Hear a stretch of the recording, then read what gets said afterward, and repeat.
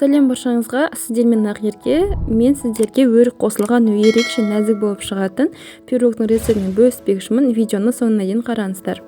Қамырын жасаймыз. Оған осындай бөлме температурасында ерілген сары май, жұмыртқа, жүгері крахмалы, қант ұнтағы қажет болады. Сары майымызға қант ұнтағын салып, миксердің көмегімен жақсылап тұрып шайқап аламыз. Және де оның үстіне бір жұмыртқамызды жарып, тағы да шайқаймыз. Енді осылай дайын болған сұйық массамыздың үстіне құрғақ ингредиенттерді саламыз. Ең алдымен бір шай қасық қопсытқыш, шым-шым тұз, жүгері крахмалын және ұнды қосып, жақсылап қасықтың көмегімен араластыратын боламыз.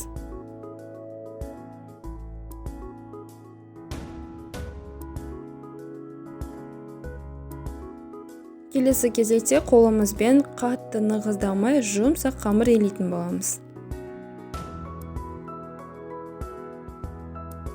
Мұны көріп тұрғандарыңыздай жұмсақ әрі песочный қамырымыз дайын болды. Оны бір шетке ала тұрамыз. Ендігі кезекте салмасын дайындайтын боламыз. Оған салқын сливки, салқын қаймақ, қойытылған сүт, консервадағы өрік және бір жұмыртқаның сарысы мен бір жұмыртқа қажет болады. Осындай ыдысымызға сливкимізді қосып, үстіне қаймағымызды саламыз.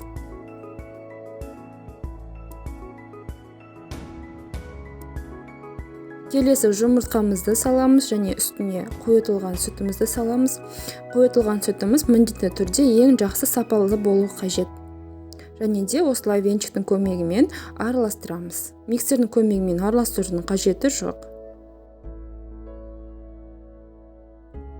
Салмамыз осындай сұйық болғанымен пеште өзін ұстайтындай қалыпта пісіп шығады. Енді ыдысымызға астына пергамент қағазын төсеп, жан-жағын сары маймен майлап, осылай жұмсақ қамырымызды қолдың көмегімен жаятын боламыз.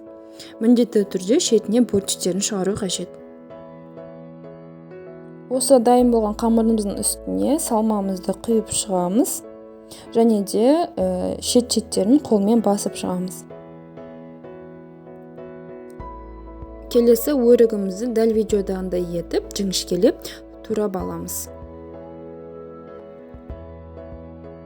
Осылай жіңішке бөлшектерге бөлінген өрігімізді салмамыздың бетіне жайлап қойып шығатын боламыз.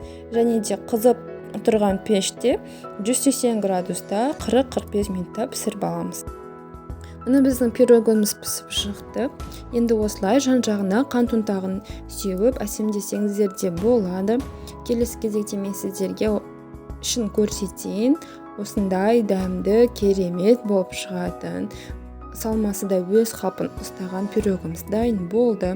Міндетті түрде жасап көріңіздер және де арнаға тіркеліп, қоңырауша белгісін басып қойыңыздар.